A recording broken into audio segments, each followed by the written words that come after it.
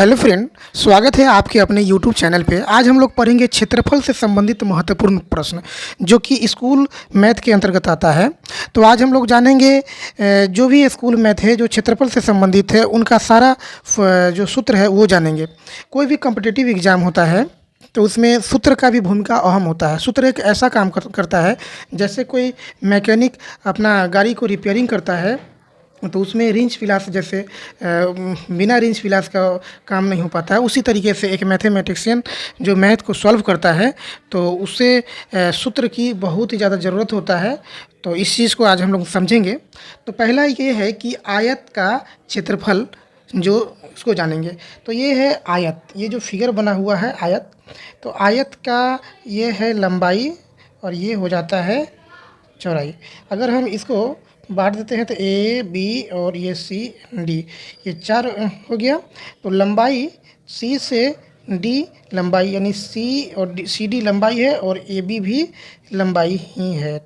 ठीक है। चौड़ाई की बात करें तो डी बी चौड़ाई है और ए सी भी चौड़ाई है। यानी आयत का क्षेत्रफल निकालने के लिए लंबाई गुने चौड़ाई करेंगे। अगर हमें आयत का क्षेत्रफल निकालना हो तो लंबाई गुने चौड़ाई। आयत का परिमाप निकालना हो तो 2 गुने लंबाई जोड़ चौड़ाई।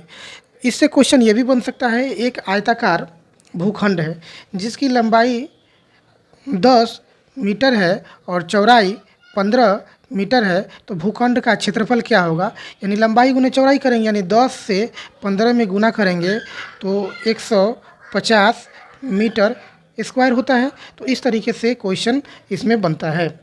अब आगे पढ़ेंगे वर्ग।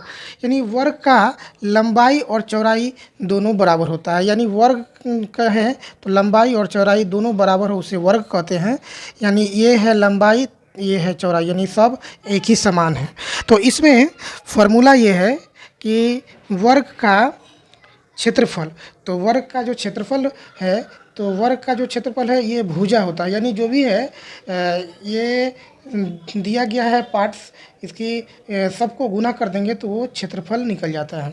विकर्ण की बात करें तो सब कोना कोना से अगर हम मिलाते हैं, एक कोना से दूसरे कोना की लंबाई जो होता है ये सो विकर्ण होता है।